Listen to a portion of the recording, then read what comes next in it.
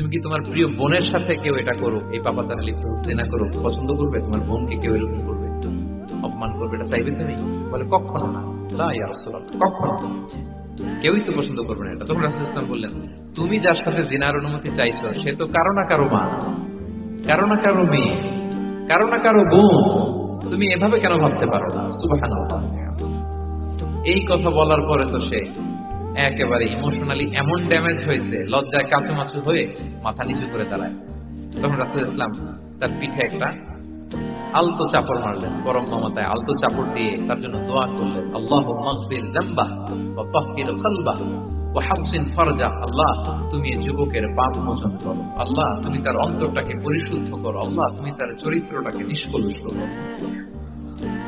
এই হাদিসের রাবি উনি বলতেছেন, ফালাম ইয়াকুন বা'দা যালিকাল ফাতা ইয়ালতাফিতু ইলা শাই। ওই দিনের পর থেকে এই যুবক কখনো কোনো পরনারীর দিকে রাস্তায় তাকায়নি।